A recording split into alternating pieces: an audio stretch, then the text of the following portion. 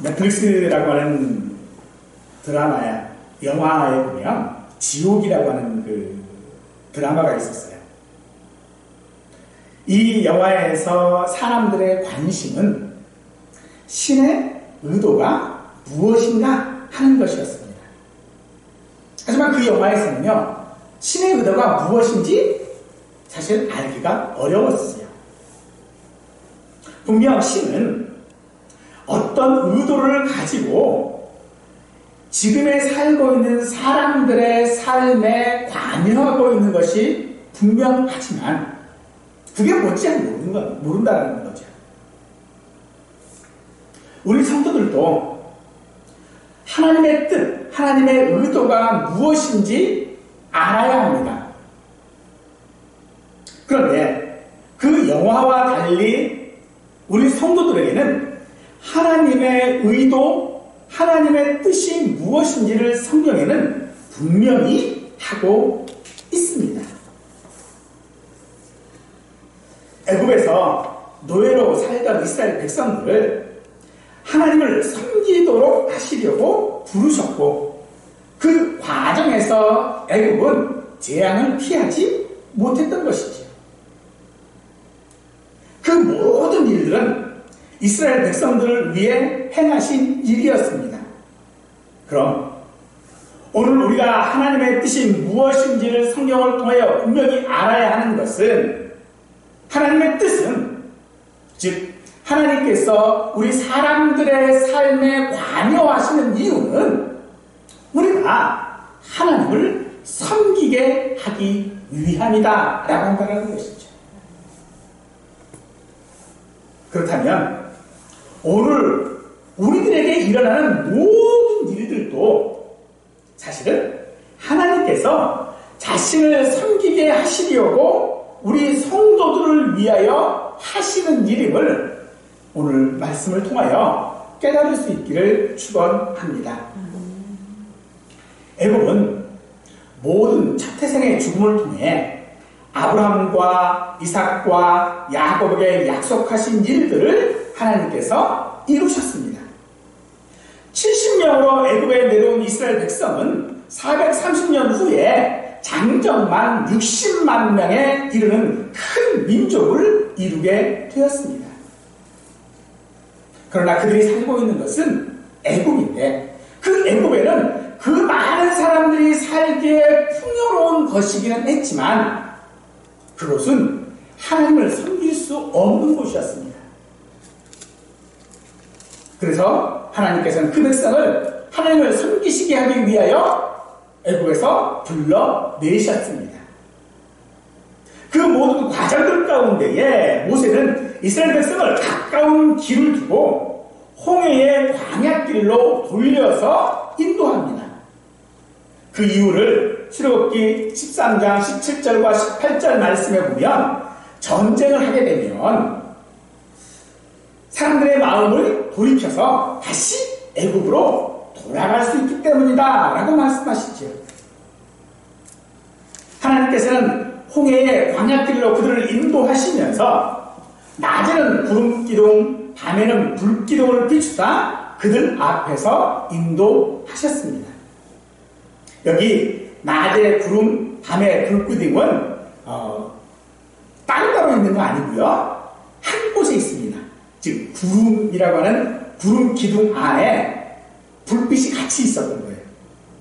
그래서 낮에는 구름만 보이고 밤에는 그 구름 안에 있는 불빛들이 보이게 되어진다는 거죠.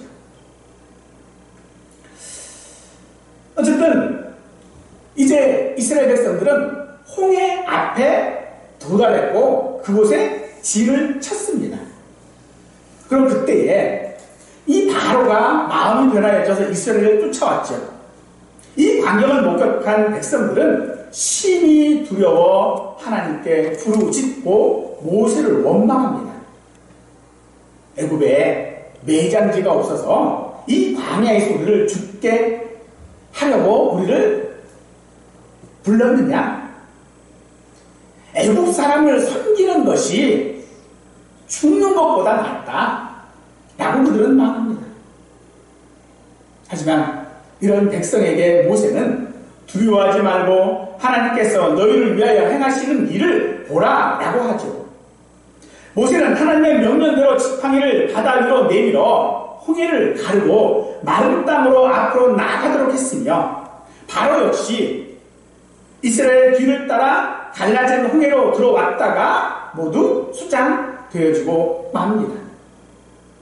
이 과정들을 보면 홍해 바닷물이 좌우로 벽이 되어 바다 가운데 육지로 걸어가고 불과 구름기둥은 이스라엘 백성 뒤로 옮겨져서 애굽의 군사들이 이스라엘 백성들을 가까이 하지 못하도록 그들을 어지럽게 만들었습니다.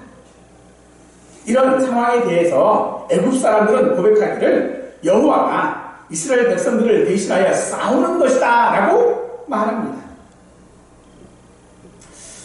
하나님께서는 왜 이렇게 일들을 통하여 이스라엘 백성들을 인도하고 계실까요? 사실 우리는 이 하나님의 인도하심에 대해서 이해하기가 어렵습니다. 광야길로 인도하실 때는 전쟁으로 인해 백성의 마음이 변할 수 있기 때문에 충분히 우리가 이해가 가지요. 이스라엘 백성들은 전쟁을 하지 못한 그런 민족이에요. 전쟁의 경험도 없고요. 칼이나 활이나 이런 것들을 쓸 수도 없고요. 어떤 지략가가 있는 것도 아니에요. 그러니 전쟁을 하면 패할 수밖에 없는 거예요. 그러니까 광야로 돌려서 가게 하는 것, 전쟁을 피하게 하는 것 충분히 이해할 수 있습니다. 그런데 하나님께서는 그런 백성을 홍해 앞으로 인도를 하셨어요. 그리고 그 뒤에는 바로의 군사들이 있습니다. 이스라엘 백성 앞에 있는 이 홍해는요, 사실 아무런 문제가 없습니다. 그들 앞에 홍해가 있다 할지라도, 그들 앞에 높은 장벽이 있다 할지라도 그들은 사실 두려워할 게 없었어요. 근데 문제는 이 바로의 군대를 발견하면서부터 시작이 되어집니다. 그들은 깨달았습니다. 바로의 군대를 피할 길이 없다는 것을 깨달았다는 거죠. 왜요? 뒤에는 바로의 군사들이 쫓아오고요. 앞에는 홍해예요. 피할 길이 없습니다. 우리 인생도요, 사실 마찬가지죠. 사람들의 삶에는 생로병사, 병들기도 하고요, 죽기도 하고요, 이런 일들이 다 있어요. 근데 그게 문제가 될 때가 있죠. 어느 때요? 내가 그 당사자일 때. 다른 사람의 문제였다면 아무 문제가 안 돼요. 근데 그것이 내 문제라면 우리에게는요, 크나큰 문제인 것이죠. 애굽을 나온 백성은 숫곳이라고 하는 곳에서 에단이라고 하는 곳까지 줄곧 쭉 행진을 했습니다. 그런데 하나님께서는 그 행렬을 홍해로 방향을 돌리셨죠. 돌이켜라고 말하고 있는데 이런 자연스러운 회유 같은 것들이 아니라 갑작스럽게 방향을 바꿨다는 말입니다. 갑자기 방향을 바꾸어서 홍해를 향하도록 하셨습니다. 그러니 백성들 입장에서는요, 당연히 모세를 원망하는 것이 아마 맞을 것 같아요. 그냥 갔으면 상관없을 텐데 왜 굳이 방향을 갑자기 딱 바꿔가지고 홍해로 인도를 했는지 원망할 수밖에 없는 거죠. 이런 모든 일들, 일어나는 일들, 이 모든 일들은 우리 인생에 있어서 언제나 갑작스럽게 일어납니다.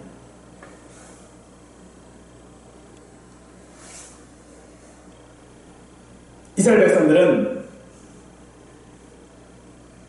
하나님을 섬기도록 애굽에서 부름을 받은 사람들이에요. 그런데 그들이 하나님을 섬겨야 할 백성들이 지금 바로를 섬기고 있죠. 그들이 바로를 섬길 때에 그러면 그들이 편안했습니까? 편안하지 않았습니다. 고통 가운데에 하나님께 부르짖었죠.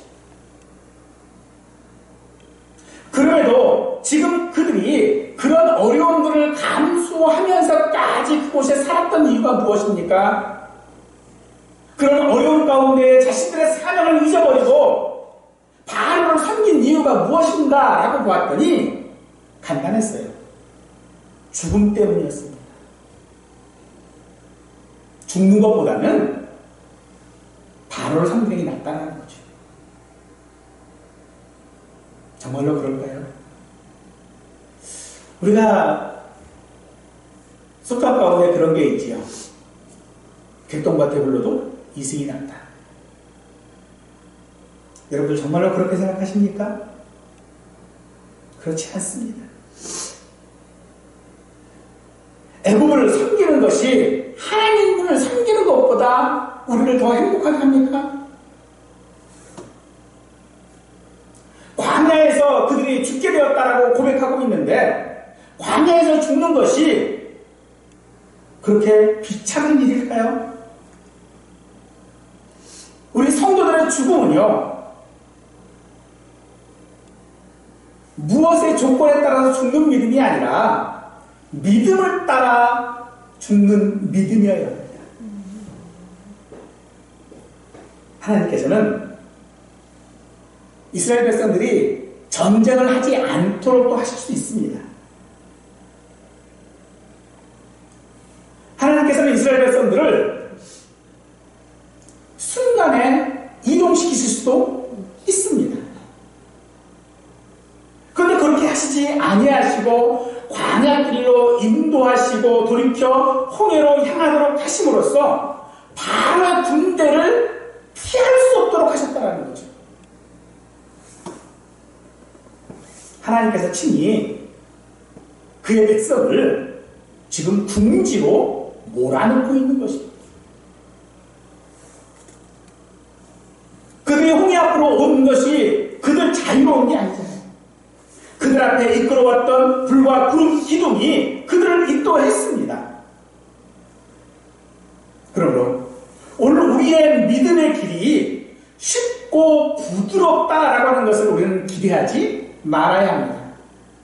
믿음은요, 연단을 받아야 온전한 믿음이 되어질 것이고, 또 그렇게 할 때에 우리는 하나님의 전능하심을 말하게 되어집니다.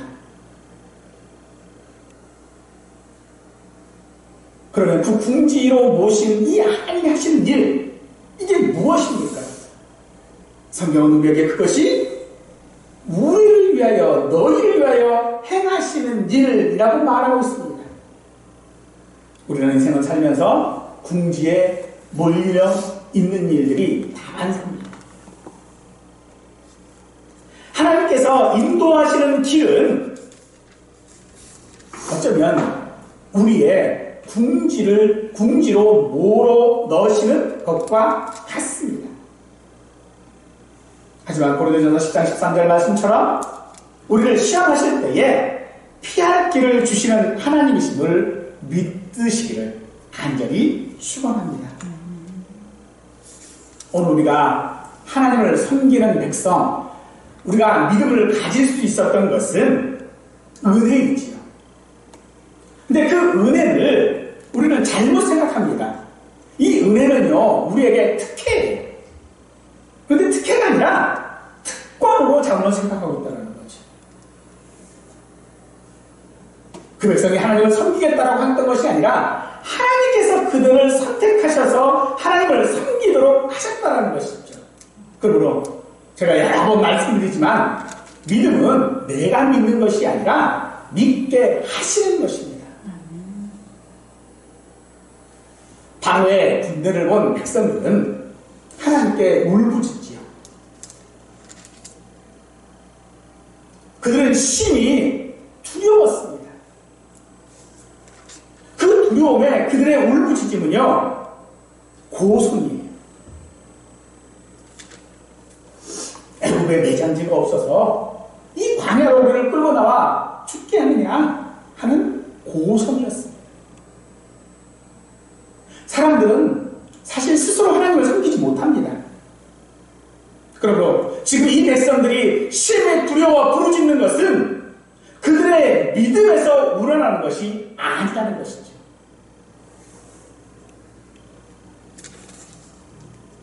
그들의 그 믿음, 그 울부짖음은요, 물결이 덮치는 배에서 우리가 죽게 되는 것을 돌아보지 아니하시나이까 하며 예수님을 깨우던 제자들과 다를 바가 없습니다. 이런 일들이 누구에게나 일어나는 일인 줄 우리는 알아야 합니다. 우리가 믿음이 있나요? 아니요, 그렇지 못합니다.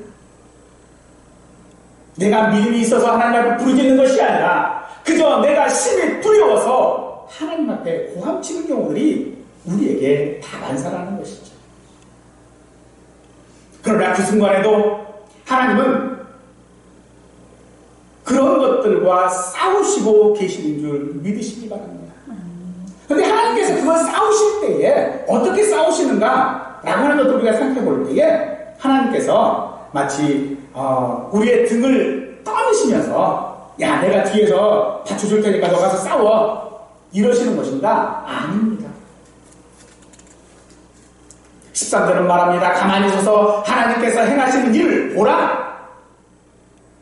문자적으로 해석하면요, 꿋꿋하게 서 있으라 라고 하는 말입니다. 비록 현 상황이 절박하고 다급하고 할지라도 좌절치 말고 그 상황을 그냥 맞이하라라고 하는 그런 말씀인 것이죠. 꿋꿋하게 서 있어라. 그런 상황이 왔느냐? 심히 두려워하지 말고 부르짖지 말고 하나님을 보라는 것입니다.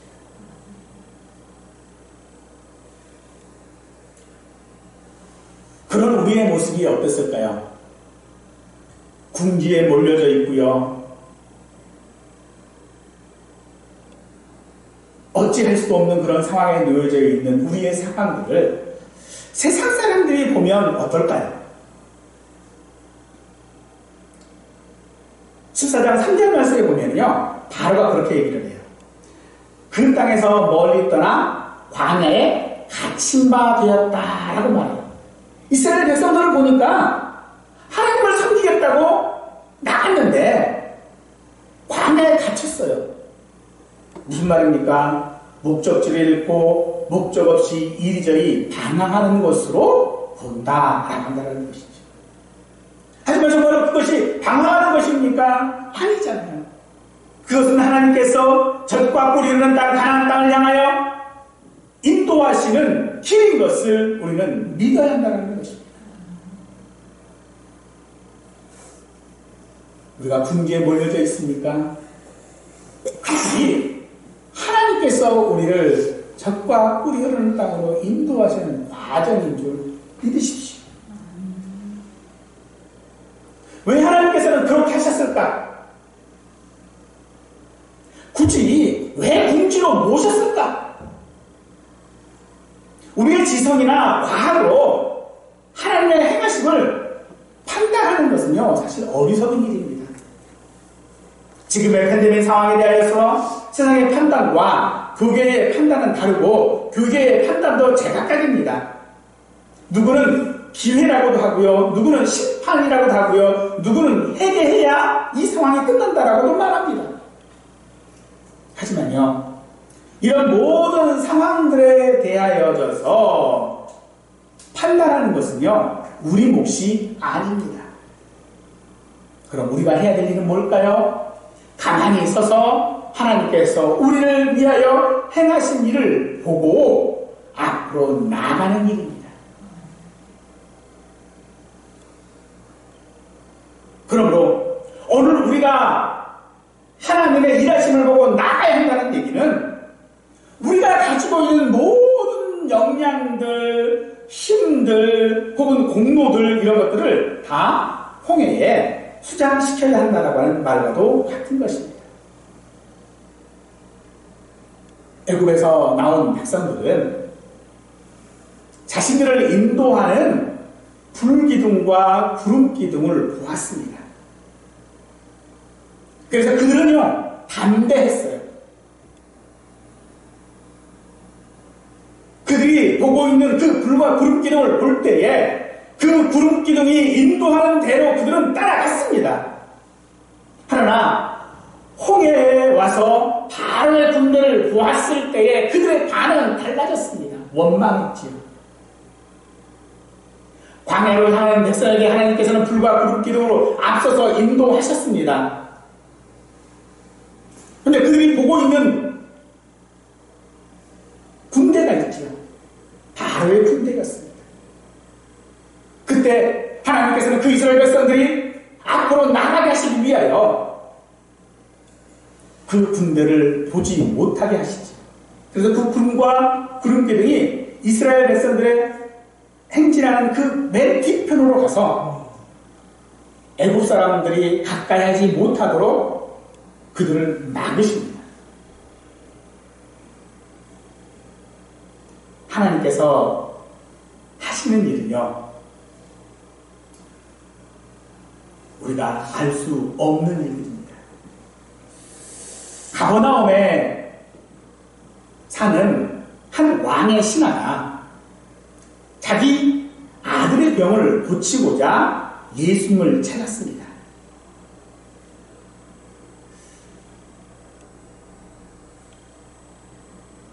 그런데 예수님께서는요, 보고 믿는 믿음에 대하여 책망하시면서 그 아들이 나았다라고 말씀하시죠. 이 말씀을 들은 왕의 신하는 그 말씀을 믿고 돌아갔습니다. 이 왕의 신하에게 예수님은요, 마지막 희망이었어요. 아이는 곧 죽을 것 같습니다. 그러니 가버나움에서 가나까지 오는 그 모든 길들이 얼마나 급박하고 절박했을까요? 그럼 그에게 예수님의 말씀은 단 한마디, 아들이 나왔다. 왕의 신하는 예수님이 오시기를 원했어요. 자신과 함께 가버나움으로 가서 자기 아들을 만져주시고 자기 아들을 위하여 기도해 주시고 자기 아들을 위하여 무언가 해주기를 원하셨는데 그냥 내 아이가 나왔다라고 말씀하셔요. 근데 이 왕의 신하는 믿고 갔다라고 말하고 있죠. 왕의 신하가 믿었기 때문에 아이가 나왔을까요? 아닙니다. 그가 돌아가는 길에 종들을 만났지요. 그래서 아이가 언제 나왔냐라고 물어봤더니 하는 말이 예수님께서 내 아이가 나왔다라고 하는 그때였음을 그가 깨닫고 그제서야 그는 예수님을 믿습니다. 믿음은요, 보이는 것이 아닌 보이지 않는 것을 바라는 것이 믿음입니다. 하나님께서 하시는 일은요, 우리의 과학이나 힘으로 설명할 수 없습니다. 그러니 이해하려 하지 마시고 하나님께서 우리에게 나아가라고 하신 그 길로 나아갈 수 있기를 원합니다. 31절은 그럽니다. 여호와께서 애국 사람들에게 행하신 그 큰 능력을 보았으므로 백성이 여호와를 경하며 여호와의 종 모세를 믿었더라라고 말하고 있죠. 그러나 성경은 우리에게 보지 않고 믿는 자가 복되다고 하신 예수님의 말씀을 기억하시기를 원합니다. 백성들은 심히 두려워 부르짖은 이유가 무엇일까요? 그들이 보았던 것은요, 바로의 군대였습니다. 그들의 눈이 바로의 군대에 가 있을 때에 그들은 심히 두려웠습니다. 그러나 이 두려움을 극복할 수 있는 유일한 방법은요, 우리의 눈을 두려움의 대상에게 두는 것이 아니라 주님께 돌리는 것인 줄 믿으시기 바랍니다. 우리 주변 환경과 상황에 사로잡히면 우리를 심히 두려울 것입니다.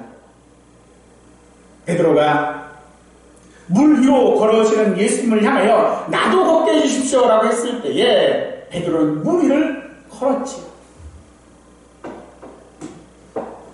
그의 눈이 예수님을 바라보고 있을 때 그는 물 위에서 걸을 수 있었고 안전했습니다.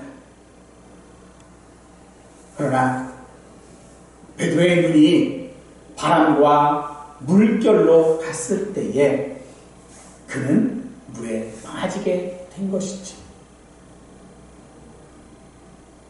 사랑하는 성도 여러분, 하나님께서 우리를 위하여 행하시는 그 일들이 우리의 눈에는 궁지 같습니다. 그런데 그 궁지를 보지 마시고 그 너머에 계시는 하나님의 일하심을 바라볼 수 있는 우리의 눈이 되기를 간절히 원합니다. 하나님께서 그렇게 하시는 일들 왜 그렇게 하셨을까라고 생각해보면 분명히 말씀하고 계시죠. 영광을 받기 위함이다 라고 말씀하십니다. 25절은 우리가 도망하자, 여호와가 그들을 위하여 싸워 애굽 사람들을 치는도다 라고 말하고 있죠. 17절에 보면 내가 바로와 그의 군대와 그의 병거와 마병으로 말미암아 영광을 얻으리라 라고 말씀하고 계십니다. 즉 하나님께서 지금 백성들을 위하여 싸우셨다면 이 사실들을 통하여져서 하나님이 영광 받으신다라고 말하고 있다는 것입니다. 이 말을 돌려서 이야기하면 그렇습니다. 우리가 보여지는 그 모든 환경들과 우리 앞에 놓여지는 그 궁지는 하나님께서 나를 통하여 영광 받으시기 위한 길이었다는 것입니다.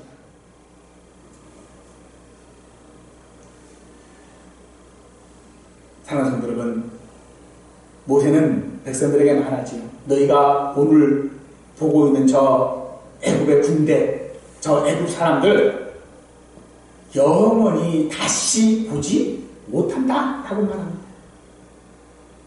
사랑하는 성도 여러분, 오늘 우리가 하나님을 바라볼 때에 오늘 우리 앞에 나여져 있는 궁지라고 생각되어지는 그 모든 일들은요 하나님의 일하심을 통하여 영원히 보지 못하게 될 것입니다. 우리를 두렵게 하는 그 두려움의 원인이 무엇이든지 간에 우리가 어떤 궁지에 몰렸던 간에 우리의 눈에 하나님을 바라보고 있을 때에 우리는 그 어려움들을, 그 궁지들을 영원히 보지 않게 되어집니다. 이 사실들이에요. 바울은 로마서 8장 31절에서 만일 하나님이 우리를 위하시면 누가 우리를 대적하리요? 라고 고백하고 있습니다. 하나님께서는요 얼마나 우리에게 두려워하지 말라고 말씀하시는지 모릅니다. 아브라함에게 하셨고요, 여호수아에게 하셨으며 기드온과 솔로몬에게 하셨습니다. 다니엘에게도 하신 말씀이기도 합니다. 그리고 마리아에게도 하셨습니다.